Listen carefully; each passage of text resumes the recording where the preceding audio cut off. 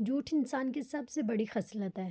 حضرت عائشہ رضی اللہ تعالیٰ عنہا فرماتی ہیں کہ رسول اللہ صلی اللہ علیہ وسلم کو جھوٹ سے زیادہ نفرت کسی اور عادت سے نہ تھی۔ جب آپ صلی اللہ علیہ وآلہ وسلم کو کسی کے جھوٹ کا پتہ چلتا تو وہ شخص آپ صلی اللہ علیہ وسلم کے قلب اطہر سے نکل جاتا، یہاں تک کہ آپ صلی اللہ علیہ وآلہ وسلم یہ جان لیتے کہ اس نے جھوٹ سے توبہ کر لی ہے۔ کہاں ہے زمین کے بادشاہ؟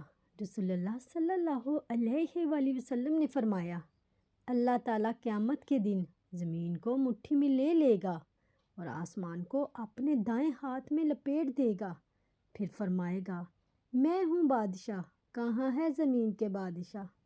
رسول اللہ صلی اللہ علیہ وآلہ وسلم نے فرمایا، قیامت کے دن کسی بندے کے دونوں پاؤں نہیں ہٹیں گے یہاں تک کہ اس سے یہ نہ پوچھ لیا جائے اس کی عمر کے بارے میں کہ اسے کن کاموں میں ختم کیا، اس کے علم کے بارے میں کہ اس پر کیا عمل کیا، اس کے مال کے بارے میں کہ اسے کہاں سے کمایا اور کہاں خرچ کیا، اس کے جسم کے بارے میں کہ اسے کہاں کب کپایا۔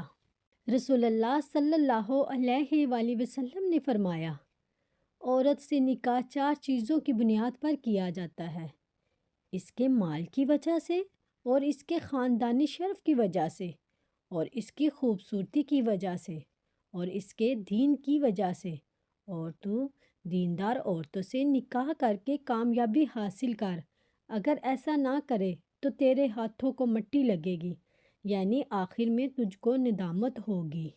رسول اللہ صلی اللہ علیہ وآلہ وسلم کا فرمان۔ رسول اللہ صلی اللہ علیہ وآلہ وسلم ہجرت کے پہلے سال منبر پر چڑھے، روئے، پھر فرمایا، اللہ سے عفو درگزر اور یعنی مصیبتوں، بیماریوں، تنگ دستی سے عافیت مانگو، بے شک ایمان و یقین کے بعد کسی کو عافیت سے بہتر چیز نہیں دی گئی۔ رسول اللہ صلی اللہ علیہ وآلہ وسلم کا آخری لباس۔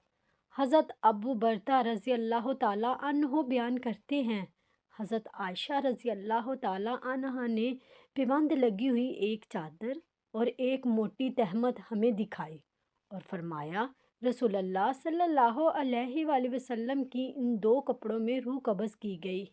پلیز لائک اور سبسکرائب ضرور کیجیے گا۔ جزاک اللہ۔